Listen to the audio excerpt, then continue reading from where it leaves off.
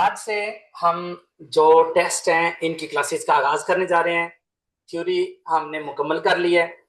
Total हमारी 25 videos हैं theory की।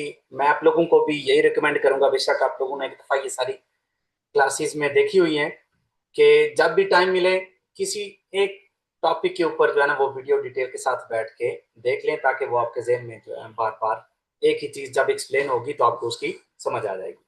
तो आज हम पहली दफ़ा हमारी पहली क्लास है जिसमें हम टेस्ट का आगाज करेंगे, और आइंदा सभी क्लासेस इसी तर्ज की होंगी कि मैं टेस्ट जो है ना वो आप लोगों के सामने लेके आया करूंगा, और इसको हम सब मिलके जो है ना वो सॉल्व करेंगे। आप लोगों के डाउट्स वगैरह जो भी हुए, जो आप अपने घर में बैठ के ऑयल एप्लीकेशन के साथ दो दो टेस्ट से या देखेते का जो ऑफिशियल पेज है उसके टेस्ट, जहां से भी आप टेस्ट करते हैं, जो भी आपके डाउट्स हों वो आप लोगों ने सेंड करने हैं, और उनको पहले हम उनके ऊपर कमेंट्स किया करेंगे, और उसके बाद हम ये जो मैंने टेस्ट तैयार किया होगा उसको करेंगे।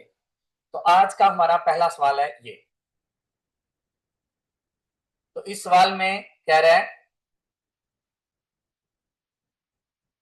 los conductores de turismos están obligados a llevar en su vehículo una rueda de uso temporal y las herramientas indispensables para su cambio। अब यहां पे मेन चीज है कि हमें क्वेश्चन की समझ आए। क्वेश्चन में कहा क्या जा रहा है, los conductores drivers de turismos, एक कार के जो ड्राइवर्स होते हैं, están obligados, उनके लिए लाजमी है, llevar en su vehículo, अपनी गाड़ी में लेके अपनी गाड़ी में रखना, या अपनी गाड़ी उनके गाड़ी में हो, una rueda de uso temporal, एक टेम्पररी यूज का जो टायर होता है वो, y las herramientas indispensables, herramientas कहते हैं जो औजार होते हैं टायर को चेंज करने के लिए, इंडिस्पेंसाबल्स लाजमी, जिनके बिना कुछ भी नहीं हो सकता, para su cambio, उसकी तब्दीली के लिए। तो ये सवाल है। अब इस सवाल को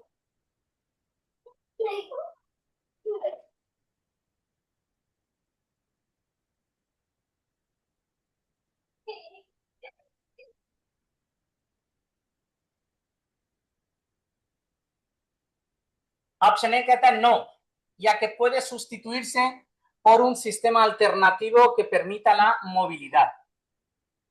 B, es obligatorio llevar una rueda de uso temporal, pero no las herramientas para su cambio. Y C, sí, es un repuesto obligatorio e insustituible que deben llevar todos los turismos। तो आपको क्या लगता है इसका सही जवाब कौन सा है, ऑप्शन ए, ऑप्शन बी या ऑप्शन सी? सी। कमेंट में लिख के अपना जवाब देना प्लीज, और अगर हो सके तो प्राइवेट में, अगर नहीं पता किस तरह करना है तो बेशक पब्लिक में करते हैं। अच्छा, अब यहां पे हमें याद करना होगा, अपने जहन में लाना होगा कि एक कार, कौन सी चीजें जो कि लाजमी है एक कार के लिए, और कौन सी ऐसी चीज है जो कि कार के लिए लाजमी नहीं है। ठीक है, तो इसके लिए इसका सही जवाब आपको बताने से पहले मैं आपको ये दिखाता हूं। किसी भी गाड़ी के लिए आमतौर पे ये चीजें लाजमी है, रुएदा दे रेपुएस्टो, और उसके औजार उसको तब्दील करने के लिए, एक चमकदार चालेको, चालेको रिफ्लेक्टांते, और tres triángulos। ठीक है, ये किन चीजों के लिए लाजमी है ये आप देख सकते हैं, टूरिस्मोस के लिए, व्हीकल्स मिक्स्टोस के लिए, या 3500 किलोग्राम तक की जो ट्रांसपोर्ट वाली गाड़ियां होती हैं, या टैक्सी के लिए। अब जो बड़ी गाड़ियां हैं उनके लिए कौन सी लाजमी है, उनके लिए जो रोएदा है उसकी जगह पे क्या आ गया है, रोएदा की जगह पे आ गया एक्सटिंक्टोर, आग बुझाने वाला, और बाकी ट्रेंडल्स और चालेको उनके लिए भी सेम है। autobuses, vehículos mixtos de más de 3.500 kilogramos, mercancías vale 35 kilogramos से ज्यादा, या conjunto de vehículos जो कि क्या उसको कहते हैं, जिनके पीछे ट्रॉली लगी होती है। conjunto de vehículos. जो बड़ी गाड़ियां हैं उनके लिए लाजमी है कि वो एक्सटिंक्टर, आग बुझाने वाला, दो ट्रियांगुलोस या इसकी जगह पे एक वो लाइट होती है, ठीक है, लाइट सब्स्टिट्यूट कर देती है इसको, और एक चालक को। अब अगर एक कार के पीछे रिमोल्के लगा हुआ है तो वो conjunto de vehículo तो हो गया, लेकिन कार को अपना टायर लाजमी रखना होगा। ये नहीं कि आपके पीछे ट्रॉली लगी हुई है तो आप टायर आपका जो है ना वो लाजमी नहीं रहा। तो आप इसको देख के आपको क्या लगता है, कौन सा सही जवाब है? अभी भी कुछ लोगों का ख्याल है कि ऑप्शन ए ठीक है। इसका सही जवाब है ऑप्शन सी लाजमी है आपके लिए कि आपके पास एक स्पेयर टायर हो, रुएदा दे रेपुएस्तो हो, ठीक है, और उसको क्या उसको कहते हैं, रोएदा जो टायर है उसे लगाने के लिए जो औजार होते हैं जिनको herramientas कहते हैं वो भी होनी चाहिए। ऑप्शन सी इसका सही जवाब है। मतलब और अल्टरनेटिवा क्या हो सकती है? ऑप्शन ए कहते हैं या कि puede sustituirse, इसकी जगह पे लगा सकते हैं एक ऐसा सिस्टम जो जिससे हम गाड़ी चला सकें। कौन सा सिस्टम है जो टायर के बिना हम गाड़ी चला सकते हैं? कोई भी नहीं। ऑप्शन बी कहता है es obligatorio llevar rueda pero no las herramientas, tyre लाजमी है लेकिन उसकी जो औजार है वो लाजमी नहीं है, तो फिर उसको लगाएंगे आप कैसे? इसलिए सही जवाब है इसका ऑप्शन सी। अगला सवाल,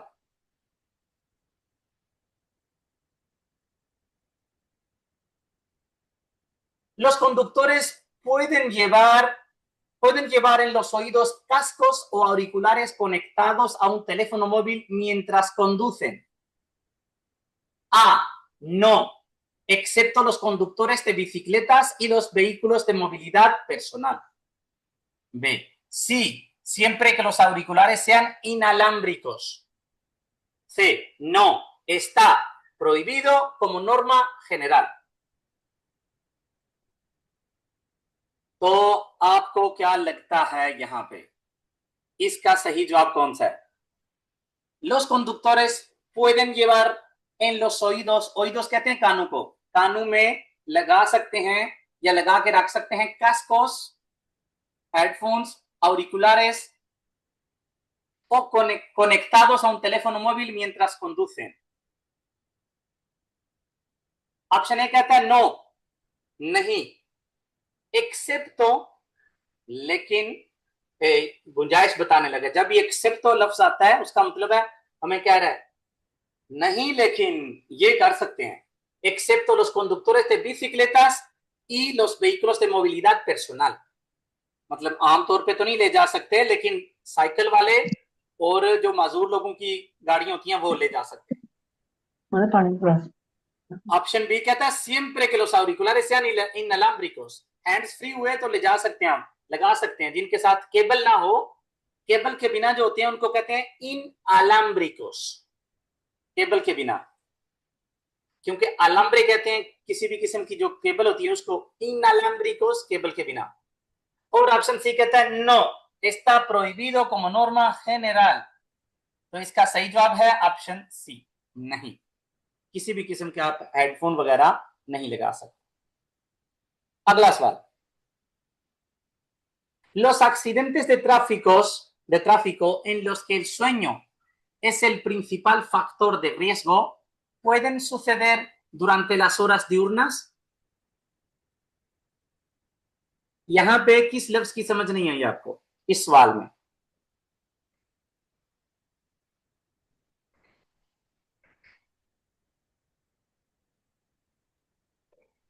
diurnas, diurnas का मतलब होता है दिया, horas diurnas दिन के, मतलब कोई ऐसा घंटा है दिन का, कोई ऐसा टाइम है दिन का जिसमें आपको नींद आ सकती है, मतलब नींद की वजह से एक्सीडेंट हो सकता है आपका, diurna दिन का। Option A sí, especialmente entre las 2 y las 4 de la tarde. Option B, sí, aunque es un tipo de accidente que solo sufren los conductores profesionales. और option C No, solo suceden durante las horas nocturnas. Nocturnas होता है रात के, diurnas होता है दिन के.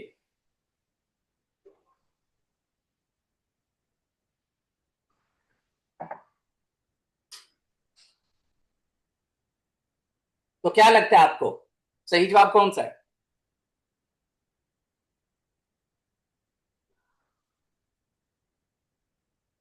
मतलब नींद सिर्फ रात को ही आ सकती है? ऑप्शन ऑप्शन ए। सी कहता है हाँ, लेकिन ये एक्सीडेंट सिर्फ प्रोफेशनल ड्राइवर्स के होते हैं, आम ड्राइवर को नहीं होते. और ऑप्शन ए कहता है बिल्कुल ये एक फैक्टर है, दिन के टाइम भी, स्पेशली तौर पे 2 से 4 के दरमियान, दिन के 2 से 4 के दरमियान. तो बिल्कुल यही इसका सही जवाब है, ऑप्शन ए.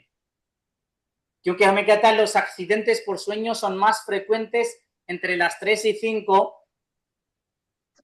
de la madrugada y entre las 2 y 4 de la tarde. मतलब अगर रात का हमसे पूछा गया किसी वक्त कि रात के कौन से घंटे ज्यादा खतरनाक हैं एक्सीडेंट्स के हवाले से, तो फिर होगा 3 से 5. ठीक है, सहरी का जो टाइम होता है रात 3 से 5, और दिन के टाइम 2 से 4. Durante estas horas, el cuerpo experimenta picos de somnolencia que pueden dificultar la concentración y la capacidad de reacción al volante. मतलब ये वो घंटे हैं जिनमें आपका जिस्म जो है उसमें बहुत ज्यादा नींद आ जाती है, नींद का जो है ना वो अटैक हो सकता है, जिससे आपकी बेध्यानी हो सकती है या रिएक्शन की आपकी जो पावर है वो कम हो सकती है. तो रात का कौन सा कहा है हमने? 3 से 5. दिन के कौन से घंटे? 2 से 4. इसलिए इसका सही जवाब है ऑप्शन ए. अगला सवाल.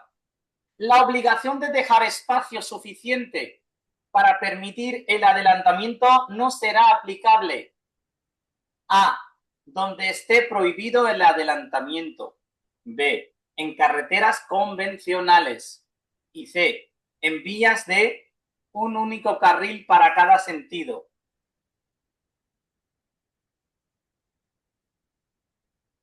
क्वेश्चन की समझ आ गई है? पहली चीज जो आप लोगों ने हमेशा करनी है वो मतलब वो लफ्ज लिख देना है, वो जुमला लिख देना है जिसकी आपको समझ नहीं आई, या बोल के बता देना है. ठीक है, सिर्फ जवाब मैं कहता हूं बोल के ना बताएं.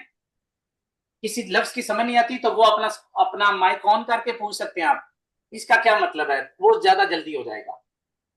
तो इस सवाल की समझ आ गई सबको?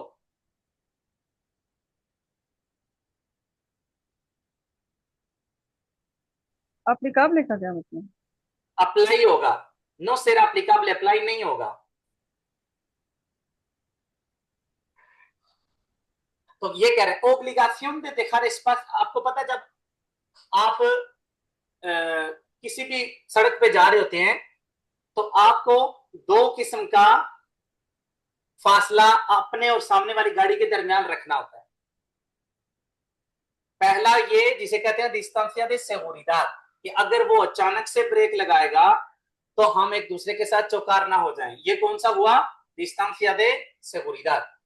अब साथ साथ हमने एक और भी रखना होता है, मतलब seguridad के अलावा एक और भी फासला रखना होता है जिसे कहते हैं adelantamiento के लिए, कि अगर पीछे से कोई ओवरटेक करे तो वो आसानी से मेरे सामने आके ट्रैक में वापस आ जाए.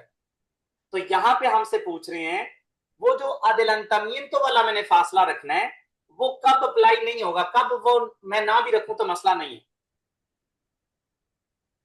Option A donde esté prohibido el adelantamiento, option B en carreteras convencionales, और option C en vías de un único carril para cada sentido.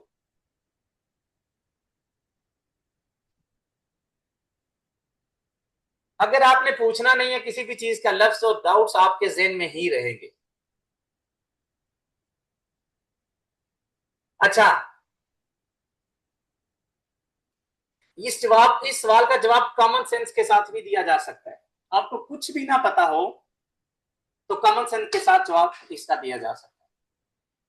अब आप लोगों में ज्यादातर ने लगाया ऑप्शन सी, ठीक है, ऑप्शन सी लगाया कि वो कह, ऑप्शन सी का मतलब है ऐसी सड़क में जहां पे टू वे रोड है और एक एक ट्रैक है दोनों के लिए। मतलब आप लोग ये कह रहे हैं कि ये एक टू वे रोड है और यहां से गाड़ियां आ रही हैं और यहां से भी आ रही हैं। तो आप लोगों ने कहा ऐसे रोड पे फासला रखना जरूरी नहीं है। तो अगर मैं आपसे पूछता हूं, अगर वन वे रोड है उस पे आप ओवरटेक कर सकते हैं, तो फिर जो ओवरटेक करेगा वो कहां आके एंटर होगा? मतलब समझ लें, यहां पे गाड़ी है और ये आपके सामने गाड़ी है और आपने अपने और इसके दरमियान सिर्फ seguridad का ही फासला रखा हुआ है, ओवरटेक के लिए जगह नहीं रखी हुई, और पीछे से जो आपको ओवरटेक करेगा वो कहां आएगा? क्योंकि वन वे रोड पे भी आप ओवरटेक तो कर सकते हैं ना, एक ट्रैक वाले पे। बेशक आपका एक ट्रैक है, सामने वाले का एक ट्रैक है, कुछ ऐसी जगह होती है जहां पे ओवरटेक की इजाजत होती है, जहां पे लीनियां डिसकंटिन्यू होती है, ये लाइन डिसकंटिन्यू होती है। तो ऐसी जगहों पे जब मैं ओवरटेक कर सकता हूं, तो जब पीछे वाला मुझे ओवरटेक करेगा तो वो कहां दाखिल होगा? समझ आ रही है बात की? अगर vías de un único carril para cada sentido, two way road है और हर साइड के लिए एक ही ट्रैक है, तो इसका मतलब है ओवरटेक तो नहीं ममनू, वहां पे ओवरटेक तो ममनू होगा जहां पे उसका निशान होगा। तो ऐसी सड़कों पे, बल्कि मैं तो कहता हूं ऐसी सड़कों पे लाजमी है वो फासला रखना, दूसरी सड़कों की निस्बत यहां ज्यादा लाजमी है। तो ऑप्शन सी हमारा ठीक नहीं है, क्योंकि इसमें तो रखना होता है जो मुझे ओवरटेक करेगा वो कहां दाखिल होगा, ये ठीक नहीं है। इन carreteras convencionales, जिसको हम नेशनल रोड कहते हैं, उस पे नहीं जरूरत। क्यों नहीं जरूरत? उसमें जो ओवरटेक करेगा वो कहां पे आएगा? और ऑप्शन ए इसका सही जवाब है, donde esté prohibido adelantamiento। इसलिए मैंने कहा कॉमन सेंस वाला ये, कहां पे मुझे फासला नहीं रखना कि मुझे ओवरटेक करने वाला दाखिल हो जाएगा, जहां पे मुझे ओवरटेक कर ही नहीं सकते। जहां पे कंटिन्यू लाइन होगी, जहां पे ये लाइन कंटिन्यू होती है, जिसका मतलब होता है कि आप ओवरटेक नहीं कर सकते, तो मुझे यकीन है मुझे कोई ओवरटेक कर ही नहीं सकेगा, तो तब मैं वो फासला नहीं रखूंगा कि कोई पीछे से आए और दाखिल हो जाए, क्योंकि आना ही नहीं है किसी ने पीछे से। समझ आइए? venga, seguimos। अब यहां पे कुछ और भी चीजें हैं। ये तो एक ऑप्शन हो गया, जब ओवरटेक ना कर सकते हो तो फासला रखना लाजमी नहीं है। इसके अलावा कब फासला रखना लाजमी नहीं है? जो adelantamiento का फासला है, cuando no es necesario dejar espacio para permitir un adelantamiento। cuando no es necesario, कब लाजमी नहीं है dejar espacio, जगह छोड़ना, para permitir un adelantamiento, कि कोई बंदा आसानी से ओवरटेकिंग कर ले। तो नंबर एक तो हमने कह दिया है, इस सवाल का जवाब भी था कि जब ये निशान होगा। ये निशान क्या कहता है? ये वाला, इस निशान का क्या मतलब है? ओवरटेक नहीं कर सकते। ओवरटेक नहीं कर सकते, muy bien।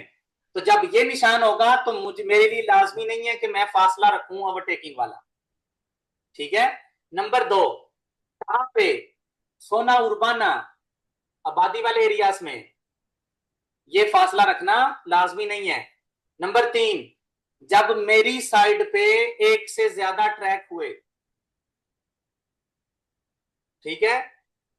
और नंबर चार, जब बहुत ज्यादा ट्रैफिक जाम होगी, जब बहुत ज्यादा रश होगा, तब भी ये फासला रखना। मसलन आप कह सकते हैं कि हम जा रहे हैं किसी बड़े शहर में दाखिल हो रहे हैं, जिस तरह से आमतौर पे होता है, बहुत ज्यादा ट्रैफिक होती है, तो गाड़ी पे गाड़ी चढ़ी होती है, वहां पे फासला तो नहीं रखेंगे ना, वहां पे तो एक गाड़ी के साथ दूसरी गाड़ी जुड़ के खड़ी होती है।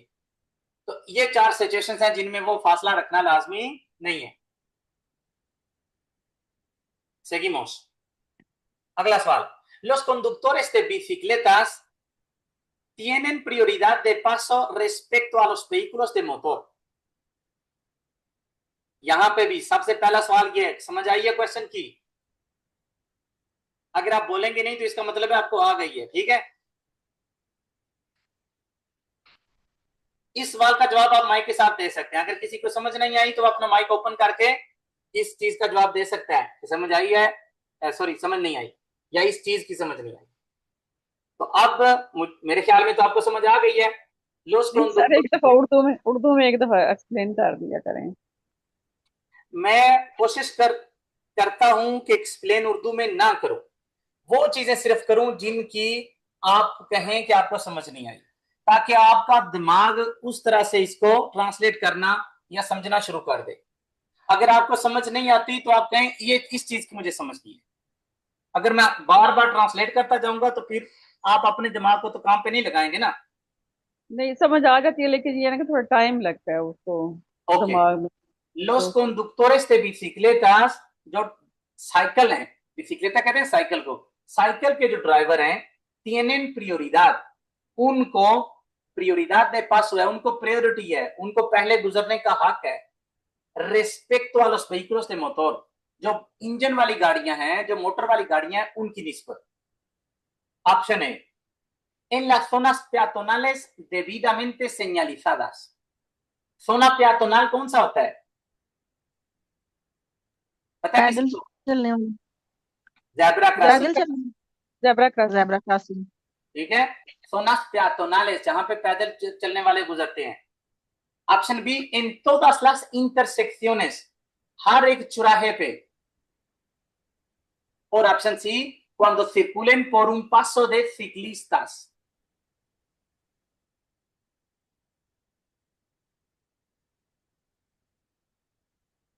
सही जवाब कौन सा इसका?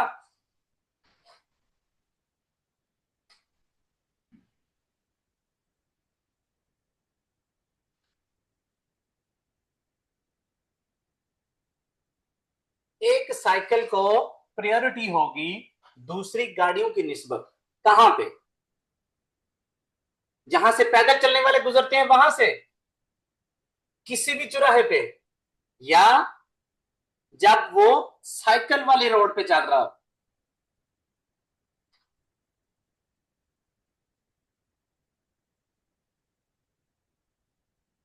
चैलेंज।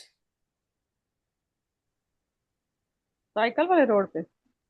ऑब्वियसली साइकिल वाले रोड पे, पैदल चलने वाली जगहों पे साइकिल को कैसे प्रायोरिटी होगी, और हर एक चौराहे पे किस वजह से उसको होगी प्रायोरिटी? ऑप्शन सी इसका सही जवाब है। cuando circulen por un paso de ciclistas, जब वो अपने साइकिल वाले रोड से, साइकिल वाले पासों से गुजर रहे हैं, तब उनको फोकियत होगी। किसी भी चौराहे पे तो वो पहले जाके नहीं गुजर सकते ना, और ना ही जो जहां से प्यातोनेस गुजरते हैं वहां से उनको प्रायोरिटी है, उनको तो अपने रोड पे प्रायोरिटी होगी। अगला सवाल, ¿qué debe llevar todo peatón? ¿Qué debe llevar todo peatón que transite de noche por el arcén de una vía fuera de poblado? Question की समझ आ गई है? ¿Qué debe llevar todo peatón que transite de noche? Transit से क्या मतलब बता।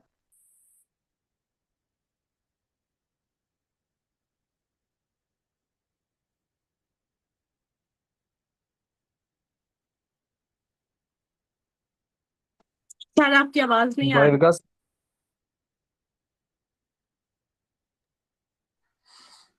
Okay, question की समझ आ गई सबको? ¿Qué नो debe llevar un peatón que transit से क्या मतलब है? transite de noche por el arcén de una vía fuera de poblado? Un catadióptrico amarillo que pueda verse a una distancia mínima de 50 metros.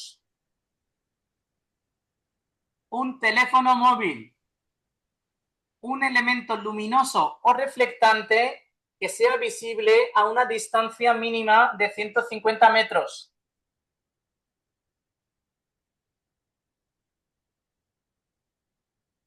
Question की नहीं समझ आई। किस चीज की नहीं समझ आई वहां से? सारे सवाल की समझ नहीं आई। के debe llevar, उसके पास क्या होना चाहिए? todo peatón, पैदल चलने वाला, que transite, जो गुजरे, de noche, रात को, por el arcén, arcén किसको कहते हैं? सड़क का वो हिस्सा जहां से गाड़ियां आमतौर पे नहीं गुजरती। de una vía fuera de poblado, एक ऐसी सड़क जो कि आबादी से बाहर है, उसके आरसेन से जो एक पैदल चलने वाला गुजर रहा है रात के टाइम, उसके पास क्या होना चाहिए? कैटाडियोप्ट्रिको, ये क्या होता है? ये एक लाइट होती है, अक्सर गाड़ियों पे भी होती है, ट्रॉलियों के पीछे लगी होती है, जिसकी अपनी लाइट नहीं होती, लेकिन जब उसके ऊपर लाइट पड़ती है तो वो ऐसे ही लगता है जैसे वो हमें लाइट दे रही है या वो नजर आना शुरू हो जाती है। ऐसा कैटाडियोप्ट्रिको पीले रंग का, जो कि 50 मीटर से दिखाई दे। एक टेलीफोन, मोबाइल टेलीफोन।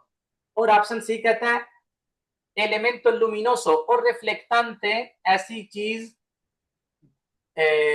चमक वाली जो कि 150 मीटर से नजर आए।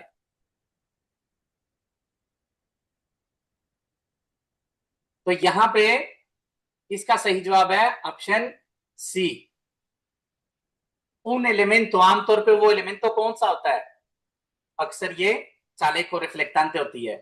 कौन सी चालेको रिफ्लेक्टेंटे होनी चाहिए? जो कि 150 मीटर से नजर आए। इस बारे में कानून क्या कहता है, या देखे थे क्या कहती है? Los peatones que circulen de noche por el arcén o la calzada de una vía fuera de poblado, पैदल चलने वाले रात को आर्सेन से गुजरे या सड़क से गुजरे, estarán obligados, उनके लिए लाजमी होगा, llevar un elemento luminoso, उनके पास कोई चमक वाली चीज हो, और उन चाले को, या चाले को हो पहनी हुई उन्होंने, मतलब कोई दोनों में से कोई भी चीज हो सकती, चाले को हो या एक चमक वाली कोई चीज हो जो homologado, certified, que se pueda visualizar desde una distancia mínima de 150 metros। लाजमी है उनके लिए कि उनके पास कोई ऐसी चीज हो या ऐसी चाले को हो जो कि 150 मीटर से दिखाई दे, ताकि दूसरे उनको देख सकें दूर से। अगला सवाल, consumir alcohol con el estómago lleno influye en la tasa de alcoholemia। शराब नोशी करना, consumir alcohol con el estómago lleno, अपना मैदा मतलब फुल मैदा, लोड हुआ हो, खाना खाया हो, influye en la tasa de alcoholemia, क्या उसका ये असरअंदाज होगा कि आप का मैदा भरा हुआ है या खाली है आपकी जो अल्कोहल का तासा है उसमें? तो ऑप्शन ए कहता है सी, el alcohol se absorbe más lentamente, pero esto no evita el riesgo de accidente। Option B, सी, el conductor el alcohol se absorbe más rápidamente, por lo que la tasa de alcoholemia es mayor। और option C, no, es un factor que no influye en la tasa de alcoholemia। अगर किसी option की समझ नहीं आई तो वो पूछ ले।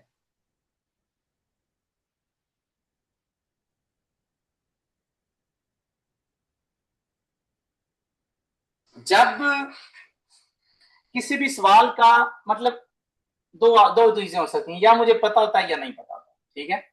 अगर मुझे क्वेश्चन के जवाब का पता है फिर तो बात खत्म, वो मैं लिख दूंगा। अगर नहीं तो थोड़ा सा कॉमन सेंस यूज करना है। अक्सर लाइसेंस के क्वेश्चंस का जवाब कॉमन सेंस से भी दिया जा सकता है, जिस तरह से ये। अच्छा, यहां पे अल्कोहल का पूछ रहे हैं, तो अल्कोहल को छोड़ दें, आप किसी मेडिसिन को ले लें। Es lo mismo tomar un medicamento con el meda खाली que con el meda परेया। नो, आमतौर पे डॉक्टर क्या कहते हैं कि ये मेडिसिन आपने लेनी है मैदा फुल हो, खाना खा के। उसकी वजह क्या होती है कि वो जो गोली का, मेडिसिन का जो असर होता है वो आहिस्ता आहिस्ता से जिस्म में जाता है। लेकिन अगर मैदा खाली है धड़क एकदम से, तो अब इस चीज को मद्देनजर रखते हुए अपना जवाब तब्दील कर सकते हैं आप लोग, ताकि मुझे पता चले मेरी बात की आपको समझ आई है या नहीं। जी सर, इसका ए है। ऑप्शन ए। लेंटामिन तो आ रहा है ना, लेंटामिन। जब आपका मैदा भरा हुआ होगा, सी, इसका जवाब है सी। क्या उसको कहते हैं, इन्फ्लुएंस करता है, असरअंदाज होता है, सी। el alcohol se absorbe, हजम होती है más lentamente, आराम से, pero esto no evita, मतलब इसका ये मतलब नहीं कि आपने मैदा भरा हुआ है तो आप अल्कोहल पी के ड्राइविंग करना शुरू कर दें, एक्सीडेंट फिर भी होते हैं। लेकिन ये बात है कि अगर मैदा भरा हुआ है तो ये आराम आराम से जो है ना वो जिस्म में जाती है। ऑप्शन बी कहता है जल्दी से होती है, जिसकी वजह से absorbe más rápidamente। तो ये ऑप्शन बी गलत इसलिए क्योंकि वो तो कहता है उसी वक्त से अब्सॉर्बर हो जाती, जिसम में वो चली जाती। और ऑप्शन सी कहता है नहीं, ये तो इन्फ्लोर ही नहीं करता। तो इसका सही जवाब है फिर ऑप्शन ए। Tener estómago, कानून में क्या कहता है, tener estómago lleno influye en la tasa de alcoholemia porque el alcohol se absorbe más lentamente. Consumo de alcohol junto con la comida, el proceso de absorción se retrasa, मतलब आराम से होता है, एकदम से नहीं होता, lo que significa que alcohol se libera más gradualmente en el torrente, आपके खून में alcohol आहिस्ता आहिस्ता से जाती है।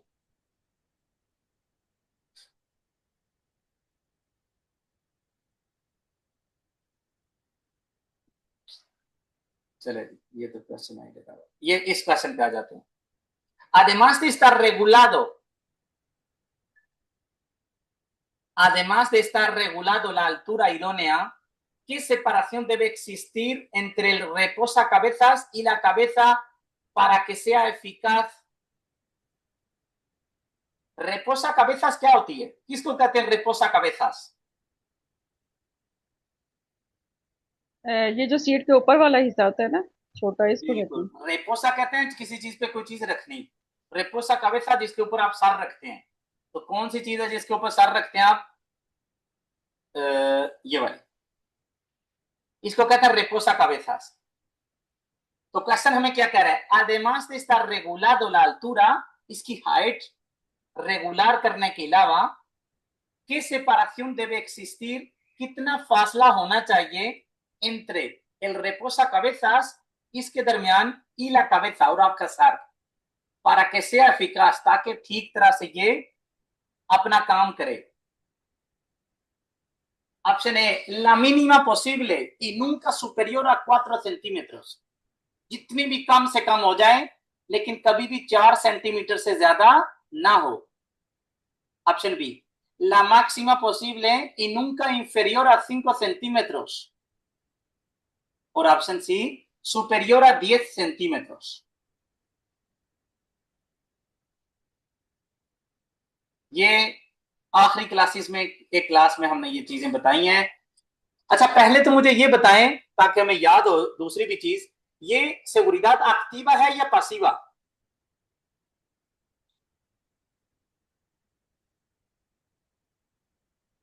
ये क्यों नहीं आपके दिमाग में बैठ रही चीज, एक्टिवा पासिवा वाली? एक्टिवा है। एक्टिवा है, Activa. muy bien, muy bien। ¿Quién más?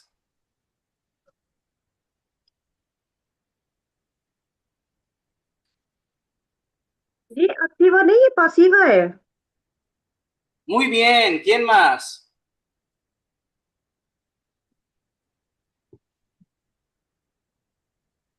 Activa और पासिवा में क्या फर्क है?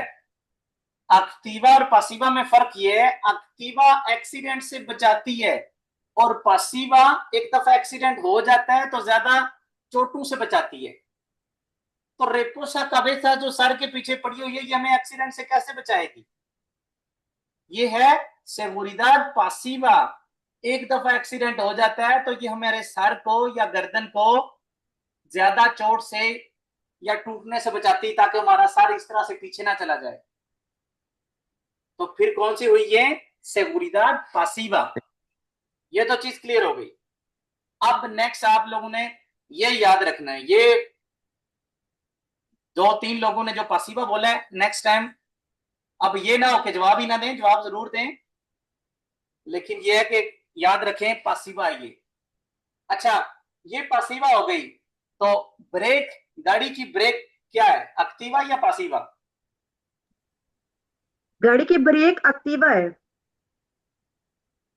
पक्का? जी। गाड़ी की ब्रेक हमें एक्सीडेंट से बचाती है? यस। सोच लें, यहां पे 2 लोगों ने मुझे पासिवा बता दिया है। एक्टिवा बताया है। नहीं नहीं, आप लोगों के अलावा लिख के। हाँ, ब्रेक लगेगी तो बचेंगे नहीं, ब्रेक लगेगी तो एक्सीडेंट से बचेंगे। अच्छा, ब्रेक हमें चोट से कैसे बचा सकती है? ब्रेक तो हमें बताएगी एक्सीडेंट से। तो ये एक्टिवा है, पासिवा नहीं है। ओके भले। अच्छा, अब इसका जवाब दे दें, किसी ने भी नहीं याद किया हुआ ये। तो इसका जो रिपोसा cabezas है, उसका ये चीज देखें। एविता मतलब इसका काम क्या है? एविता और reduce las lesiones en el cuello y las vértebras, मतलब इस हिस्से में जो हमारी चोटें हैं उनसे हमें ये बचाती है, ताकि सारी इसके साथ लगे। La separación con la cabeza no debe ser superior a 4 centímetros। Sir के और इसके दरमियान जो वक्फा है, जो सेपरेशन है, वो 4 सेंटीमीटर से ज्यादा का नहीं होना चाहिए। और उसके बाद इसकी तीसरी चीज जो कि पूछ सकते हैं, la parte alta de reposacabezas deberá estar a la misma altura que la parte superior de la cabeza। Sir का सबसे ऊपर वाला हिस्सा और इसका सबसे ऊपर वाला हिस्सा बराबर होने चाहिए। याद रख लें अब इसको। नेक्स्ट क्वेश्चन जो इसके बारे में आएगा, गुंजाइश नहीं है गलती की। तो फिर इसका सही जवाब कौन सा हुआ? Option A. Option A, la mínima posible nunca superior a 4 centímetros। अगला सवाल, como norma general en una vía interurbana de doble sentido de circulación está permitido parar fuera de la calzada। Question को ध्यान से पढ़ें। como norma general, Norma general जब भी लफ्ज आता है, ये मैं कहता है आम तौर पे। ऑब्वियसली हर काम में कुछ ना कुछ एक्सेप्शंस होती हैं, लेकिन जब लफ्ज आएगा नॉर्मा जनरल तो उसका मतलब होता है आम तौर पे। en una vía interurbana, vía interurbana क्या होती है? आबादी से बाहर वाली सड़क। de doble sentido मतलब टू वे, गाड़ियां आ रही हैं और जा रही हैं। de la circulación está permitido parar fuera de la calzada, जो कालसादा है उससे बाहर रुकने की इजाजत है, आप रुक सकते हैं कालसादा से बाहर। Option A, en el lado izquierdo y dejando libre la parte transitable del arcén। रुकने की इजाजत है कहां पे? en el lado izquierdo, उसकी लेफ्ट जानिब, dejando libre खाली छोड़ते हुए, la parte transitable del arcén, जो अरसेन होता है, अरसेन उसका वो जो बजरी वाला हिस्सा होता है जहां से गाड़ियां गुजर सकती हैं, बेशक गुजरना नहीं चाहिए, गुजर सकती हैं, उसे खाली छोड़ते हुए। ऑप्शन बी कहता है en el lado derecho y dejando libre la parte transitable del arcén। वही चीज लेकिन ये कह रहा है राइट साइड पे। ऑप्शन ए कह रहा है लेफ्ट साइड पे और ऑप्शन बी कह रहा है राइट साइड पे। और option C en el lado derecho sobre la parte transitable del arcén, ये कह रहा है दाएं जानिब और जो अरसेन है उसके ऊपर। तो यहां पे आपको सही जवाब कौन सा लग रहा है?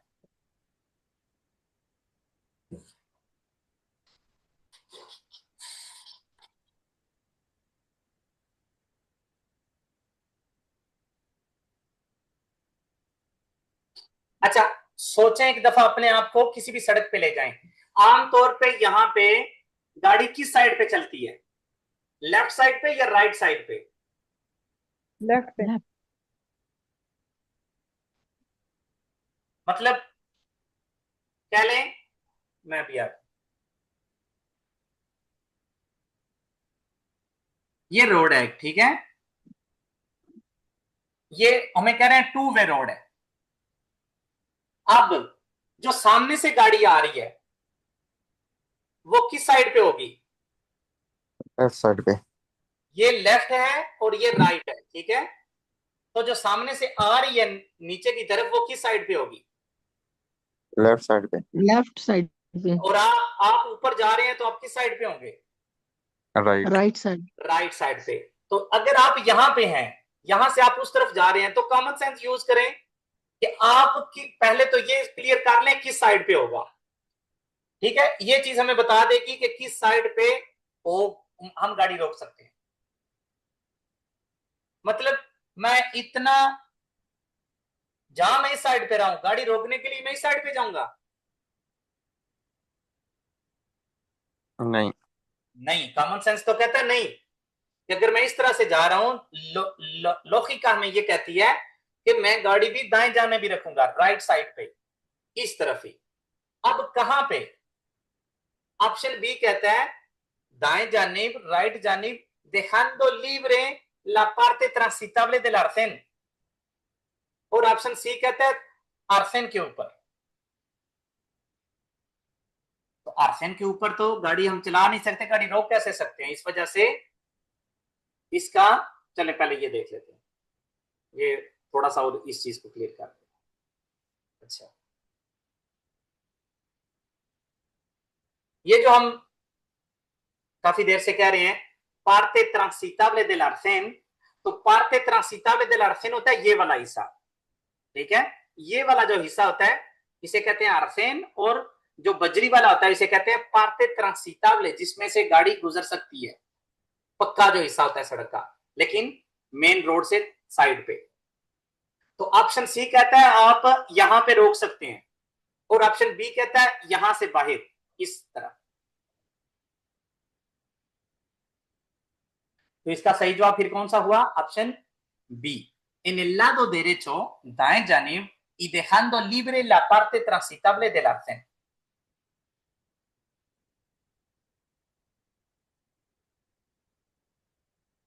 अच्छा, next. Si un conductor Nobel presenta una tasa de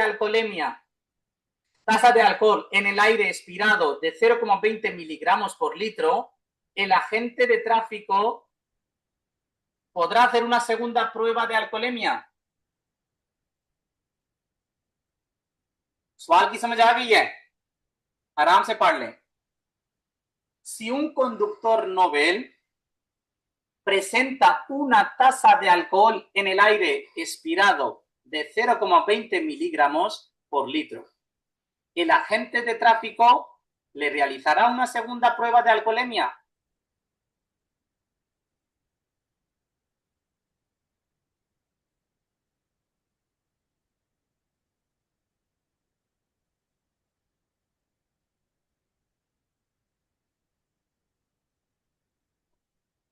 option A कहता है no, para ello debe tener una tasa superior a 0,25 miligramos por litro।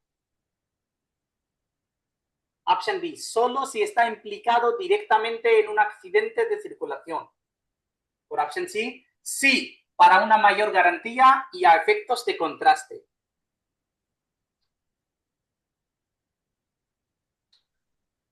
किसी लफ्ज की, किसी जुमले की समझ नहीं आई इस क्वेश्चन में तो पूछ लें।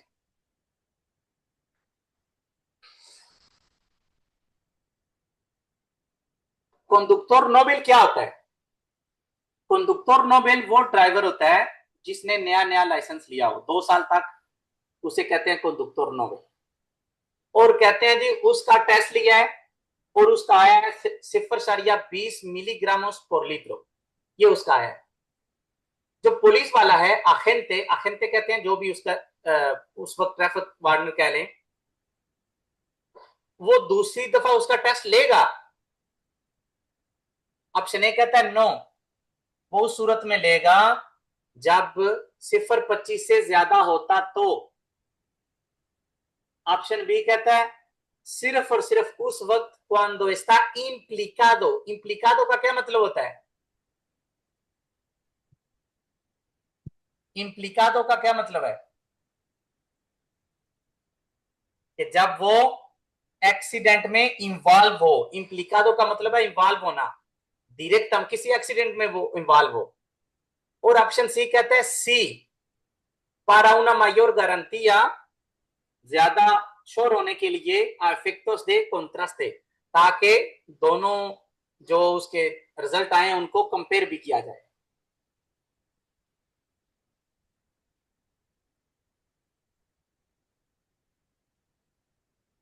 तो इसका सही जवाब कौन सा फिर? ऑप्शन सी, किसी भी वक्त। अच्छा, दो चीजें हैं किस तरह से हम डिस्कर्तार कर सकते हैं। अच्छा, ऑप्शन ए क्यों ठीक नहीं हो सकता किसी सूरत में भी?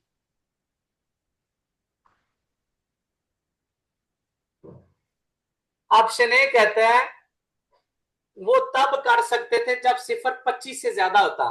तो 0.25 तो न्यू ड्राइवर के लिए है ही नहीं। न्यू ड्राइवर के लिए क्या है? 0.15। हवा में, ये नीचे देख लें, आयरे एक्सपीरादो में कंडक्टर नोबेल का क्या है? 0.15। आम ड्राइवर क्या है? 0.25। तो 0.25 का तो इसमें लेना देना ही नहीं है। इस वजह से ऑप्शन ए को हमने डिस्कार्ड कर दिया। ऑप्शन बी, सोलो si está implicado un accidente, जरूरी नहीं है कि एक्सीडेंट में ही आप हो तभी आपसे टेस्ट लिया जाए। बहुत दफा पुलिस वाले खड़े होते हैं सिर्फ इसलिए आपका टेस्ट लेने के लिए अल्कोहल का। तो ऑप्शन बी भी हमारा डिस्कार्ड हो गया। और ऑप्शन सी, वो हर उस वक्त आपका दोबारा से टेस्ट ले सकते हैं जब उनको लगे कि आप, मतलब देखने में उनको लगे कि आपने कुछ किया हुआ है अपने साथ। तो आप उनको ये नहीं कह सकते नहीं मेरा कम आया है या मेरा ज्यादा आया है तो मैं नहीं करूंगा। तो उनका उसका हवा में कितना है? 0.20। तो लिमिट कितनी है उसकी? 0.15। तो वो उसका दोबारा ले सकते हैं टेस्ट, बिल्कुल ले सकते हैं, ज्यादा श्योर होने के लिए। Next, circula con un turismo que arrastra un remolque de menos de 750 kilogramos de masa máxima autorizada, en el que transporta mercancías. En cuanto a la distribución de la carga, debe tomar precauciones especiales. सबसे पहला सवाल, question की समझ आई है? अगर नहीं आई तो किस चीज की नहीं आई? ऑप्शन ए कहता है सी, la carga debe estar bien distribuida e ir bien sujeta para evitar que se desplace y pueda llegar a desestabilizar el vehículo. Option B, no, salvo que supere la masa máxima autorizada del remolque. और option C, sí, debe situarse en la parte trasera del remolque para bajar el centro de gravedad y asegurar la estabilidad del vehículo. ये लंबा question है, समझने में मुश्किल है, इसलिए बेहतर है कि डिटेल के साथ इसे एक दफा खुद पढ़ें। जिस लफ्ज की समझ नहीं आती वो पूछें।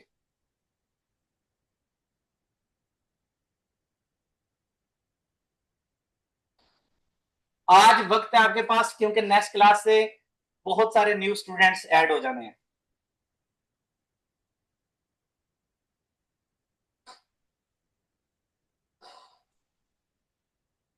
मेरकांसिया, सीरियसली मेरकांसिया का पूछ रहे हैं? नहीं नहीं सॉरी, इस तरह की बात नहीं करती, फिर आपने पूछना ही नहीं। मेरकांसिया कहते हैं सामान को, माल को। मतलब गाड़ी में आप क्या ले जा सकते हैं? या तो इंसान या मेरकांसिया, माल, सामान।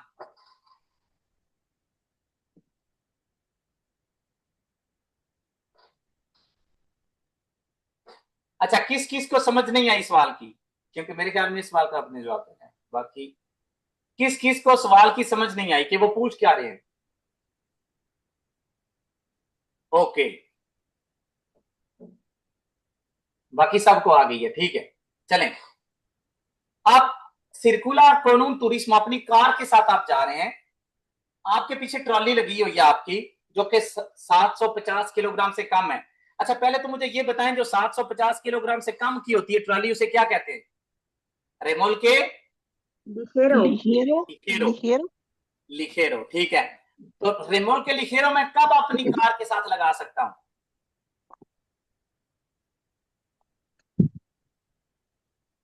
रेमोल के लिखेरो। अच्छा, पहली चीज, मैं अपने जो मेरा जिस लाइसेंस की आप तैयारी कर रहे हैं करनेट में, उसके साथ आप कितने वजन तक, कितने मासा मैक्सिमा ऑटोरिजादा तक गाड़ी चला सकते हैं?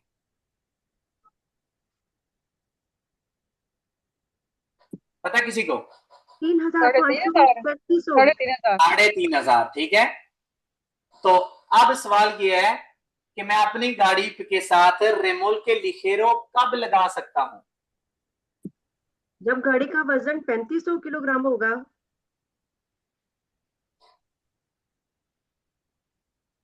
मैं आपको ऑप्शन देता हूं, हमेशा ऑप्शन बी, जब दोनों का मिला के 3,500 तक रहे, और ऑप्शन सी, जब दोनों का मिला के 4,000 तक हो। Option A sir. Option A बिल्कुल दुरुस्त जवाब। रेमोल के इसके ऊपर आप पता नहीं आप लोगों को याद है नहीं, जिस क्लास में हमने ये डिस्कस किया था, कम से कम 15 मिनट हम इसके ऊपर जो है ना वो लगे रहे थे। रेमोल के लिखेरो आप हर सूरत में अपनी गाड़ी के साथ लगा सकते हैं। मिसाल के तौर पे मैं गाड़ी चला रहा हूं, उसका वजन, अपना वजन मासा मैक्सिमा ऑटोरिजादा उसका कितने, 3,500, उसके साथ भी मैं रेमोल के लिखेरो लगा सकता हूं। रेमोल के लिखेरो सिएम्प्रे। दूसरा रेमोल के जो है पेसादो, जो 750 से ज्यादा वजनी है, उस केस में दोनों का मिला के 3,500 होना चाहिए, उससे ज्यादा नहीं। समझ आइए? जब रेमोल के लिखेरो होगा वो सिएम्प्रे। अच्छा, तो फिर रेमोल के लिखेरो का और अपनी गाड़ी का मिला के मैं कितना हो जाएगा मेरा? रियाजी किसको आती है? मैक्सिमम मेरा कितना हो सकता है? अगर मेरी कार 3,500 की है और रेमोल के लिखेरो मेरा 750 का है, तो टोटल मेरा कितना हो जाएगा? ये 4,250। 4,250। तो अगर मैं आपसे पूछूं मैक्सिमम मैं अपनी कार्नेट डे के साथ कितना मासा मैक्सिमम ऑटोरिजादा ले जा सकता हूं, तो जवाब होना चाहिए 4,250, अगर रेमोल के लिखेरो है तो। ठीक है, ये इस तरह से पूछेंगे नहीं आपसे, सिर्फ मैं आपको इसलिए कह रहा हूं कि आपको समझ आ जाए कि रेमोल के लिखेरो जो 750 या उससे कम वजन का होता है, वो हर सूरत में हम अपनी गाड़ी के साथ लगा सकते हैं। ये एक एक्सट्रीम एग्जांपल है कि आपकी गाड़ी 3,500 की है और 750, दोनों का मिला के 4,250 भी हो सकता है। डिफरेंस चीज है जब वो रेमोल के पेसादो हो, 750 से अगर ज्यादा वजनी है, तो उस सूरत में दोनों का मिला के 3,500 से ज्यादा नहीं हो सकता। अच्छा, तो इसका जवाब दें, ये जो हमारे सामने है, ये हमें कह रहा है कि आपके पास आपके गाड़ी के पीछे एक रेमोल के है 750 की या 750 से कम की, मतलब रेमोल के लिखी रहो, जिसमें सामान है। तो इन cuanto a la distribución, किस तरह से आप उसको डिस्ट्रीब्यूट करेंगे, किस तरह से आप रखेंगे सामान को, डिस्ट्रीब्यूट ला carga, कौन कौन सी, मतलब क्या आपको अपने जहन में प्रिकॉशंस रखनी चाहिए, चीजें आपके जहन में होनी चाहिए सामान रखते हुए? ऑप्शन ए कहता है la carga debe estar bien distribuida, bien sujeta, ठीक तरह से पड़ा हो, ये नहीं कि सारा पीछे या सारा आगे, और ठीक तरह से उसे बांधा हो, bien sujeta, para evitar que se desplace, ताकि आगे पीछे ना हो, y pueda llegar a desestabilizar el vehículo, क्योंकि अगर आगे पीछे हो जाएगा सामान तो गाड़ी को डिसस्टेबिलिजार करेगा, वो गाड़ी मतलब स्टेबल नहीं रहेगी। ऑप्शन बी कहता है no, salvo que supere la masa máxima autorizada del remolque। कोई आपको ध्यान में रखने की चीजें की जरूरत नहीं है जब तक मासा मैक्सिमा autorizada से ज्यादा सामान नहीं होता। और ऑप्शन सी कहता है सी debe situarse en la parte trasera, रेमोल्के की पीछे वाली साइड पे सामान रखें ताकि गाड़ी का वजन आगे होगा, रेमोल्के का पीछे होगा, तो गाड़ी ज्यादा स्टेबल होगी। तो आपको क्या लगता है सही जवाब कौन सा? फिर आप इसकी ट्रांसलेशन सुन के option C. Option option A. Option A, muy bien। La carga debe estar bien distribuida, ठीक तरह से आपने उसको डिस्ट्रीब्यूट करना है, हर जगह पे रखना है, एक साइड पे नहीं रखना। y bien sujeta, ठीक से बांधा हुआ, para evitar que se desplace, ताकि आगे पीछे ना हो, y pueda llegar a desestabilizar el vehículo, गाड़ी की स्टेबिलिटी पे असरअंदाज ना हो। ऑप्शन ए इसका सही जवाब। अगला सवाल, si padece una alergia respiratoria, अगर आपको एलर्जी है, सांस लेने में मसला है, es conveniente circular con las ventanas del vehículo abiertas, गाड़ी की जो शीशे हैं वो नीचे करके गाड़ी चलानी चाहिए। ऑप्शन ए कहता है सी, para llevar bien ventilado el interior del vehículo, ताकि ठीक तरह से हवा उसमें हवा गुजरे गाड़ी से। ऑप्शन बी कहता है सोलो इन प्रीमावेरा, सिर्फ बहार के मौसम में। और ऑप्शन सी कहता है नो, नहीं। अगर आपको कोई एलर्जी है स्पेशली तौर पे सांस वाली, तो आपको गाड़ी के शीशे बंद करके गाड़ी चलानी हो। Si padece una alergia respiratoria, es conveniente circular con las ventanas del vehículo abiertas. Sí, para llevar bien ventilado el interior del vehículo. Solo en primavera, no। तीनों में से कौन सा सही जवाब लगता है आपको?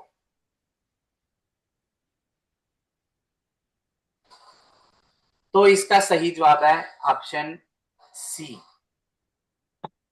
नो। अगर आपको एलर्जी है तो तब आपको ज्यादा होती है जब आप बाहर निकलते हैं, वो स्पेशली तौर पे जब आपको जो हवा में वो चीजें आपके नाक में जाती हैं तो ज्यादा आपको मसला बनता है। तो इस वजह से सर प्रीमावेरा में तो वैसे ही ज्यादा एलर्जी होती है ना, एलर्जी ज्यादा होती है, सख्त हो, तो इस वजह से जी। ऑप्शन बी तो उस तरह से हम डिस्कार्ड कर देंगे। और गाड़ी में हवा ना आए फायर की, इस वजह से ऑप्शन सी इसका सही जवाब है। गाड़ी, हाँ बिल्कुल। ये एक और अच्छा ट्रिक समझ लें कि गाड़ी कभी भी ओपन, जो गाड़ी के जो शीशे हैं कभी भी रिकमेंड नहीं किया जाता कि ओपन करें। इनसे एक तो एलर्जी वाला मसला है, दूसरा हमें अक्सर ये क्वेश्चन किया जाता है कि क्या इसको कहते हैं, जो कंज्यूम है, जो तेल का खर्चा है वो ज्यादा कब होता है? ज्यादा हो जाती है जब नीचे हो या ऊपर हो। तो जब खुली हो तो क्योंकि हवा का वजन होता है, उस वजह से कंज्यूम भी गाड़ी भारी होती है, जिस वजह से ज्यादा हो जाता है। भी ज्यादा होता है। तो इसका कभी भी किसी सूरत में भी हमने जवाब ये नहीं देना कि वो मिनता नाम खोल के रखेंगे।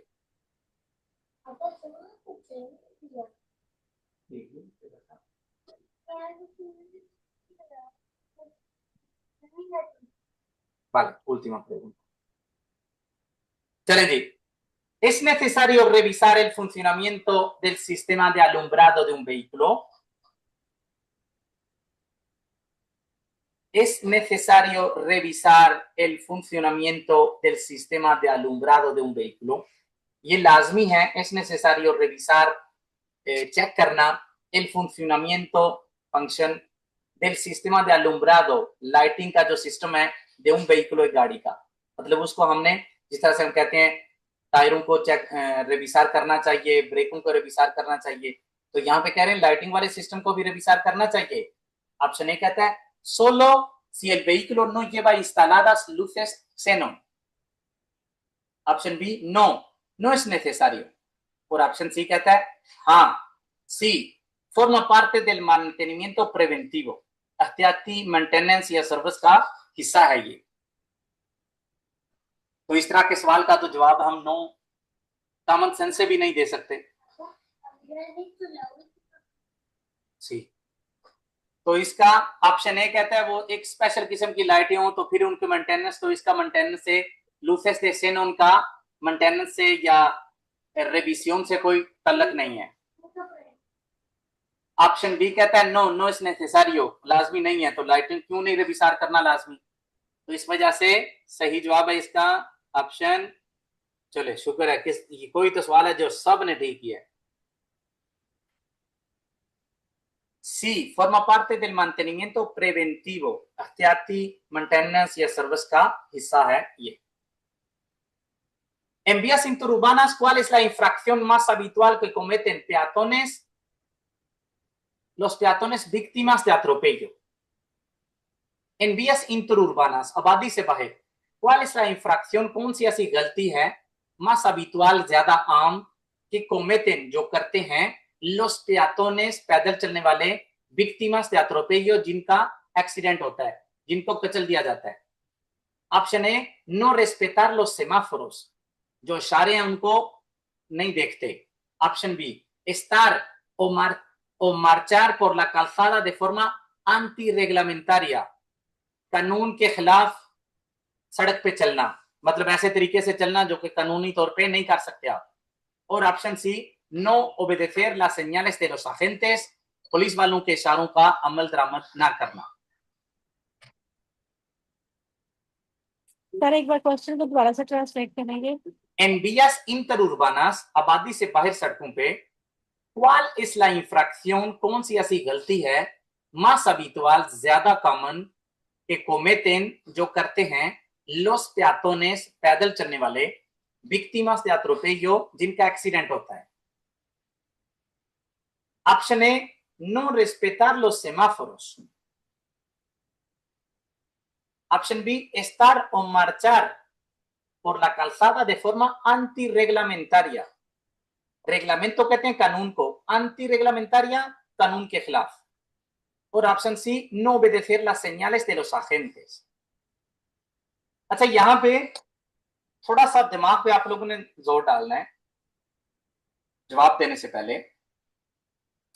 आबादी से बाहर कभी आपको कोई सेमाफोर नजर आया है? मतलब आप कहीं दूर जा रहे हैं और अचानक रास्ते में कोई आपको सेमाफोर नजर आ जाए? नहीं सर, वो कम ही होते हैं, नहीं होते। नहीं होता। जब आप आबादी वाले किसी एरिया से गुजरते हैं तब सेमाफोर होता है, आबादी से बाहर सेमाफोर नहीं होता। तो नहीं किसके होता। होगा सेमाफोर? अगर होता भी है तो कभी कभार वो दो तरफ की ट्रैफिक को तो करने के लिए, क्योंकि अब लोग तो वहां से गुजरते नहीं है। अच्छा ऑप्शन सी कहता है सेñales de agentes, वहां पुलिस वालों की बात ना मानना। ये आप मान सकते हैं कि पुलिस वाला आपको कह रहा है इस तरफ से जाएं, बंदा कहता है नहीं नहीं मैं उस तरफ से नहीं, मैं दूसरी तरफ जाऊंगा, और उसका एक्सीडेंट हो जाए। कभी कभार तो 1000 में से एक दफा तो होता ही होगा, लेकिन सवाल क्या कह रहा है, कॉमन क्या है? तो ये मेन गलती जो करते हैं पैदल चलने वाले, वो सड़क पे एंटी रेगलामेंटारिया, ऐसे तरीके से चलना जो कि कानूनी तौर पे ठीक नहीं है, जो कि रेगलामेंटों के मुताबिक नहीं है। ऑप्शन बी इसका सही जवाब। और इसके साथ आज की क्लास का होता है फिनिश टाइम। इस तरह की नेक्स्ट क्लासेस में भी जो है होगा, लेकिन आप लोग ने टेस्ट करने हैं, ज्यादा से ज्यादा आप टेस्ट करने हैं। अगर टाइम मिले तो थ्योरी की क्लासेस को बार बार रिपीट करना है ताकि ये कॉन्सेप्ट्स आपके ज़हन में जो है ना बैठ जाएं, और टेस्ट में से जो गलतियां होती हैं वो नोट कर लें, स्क्रीनशॉट भेजें ताकि उनको हम कमेंट कर सकें। तो नेक्स्ट क्लास में एक चीज, अहम चीज आप लोगों ने शायद आपकी नजर से गुजरी हो, आज मैंने जो ड्राइविंग लाइसेंस की जो ना वीडियो बनाई है, इंशाल्लाह नेक्स्ट क्लास में न्यू स्टूडेंट्स भी होंगे, तो उस वजह से टाइमिंग इसकी चेंज हो गई है। ठीक है, टाइमिंग मार्टेस 7 से 8, मियरकोलेस 8 से 9 और जुएवेस 7 से 8। मतलब कोई ज्यादा तब्दीली नहीं आई है, सिर्फ ये कि 8 से 9 के बजाय क्लास हुआ करेगी 7 से 8 2 दिन, और बुध वाले दिन होगी 8 से 9। समझ आ गई? मैं लिख के ग्रुप में, दोनों ग्रुपों में भेज देता हूँ। मतलब क्लास हमारी हुआ करेगी मार्टेस, मियरकुलिस और जुएवेस, 3 दिन लगातार। वाले सर इनको मैसेज सेंड कर देना ग्रुप में। लिख के भेज देता हूँ। ओके, ओके, अल्लाह हाफिज।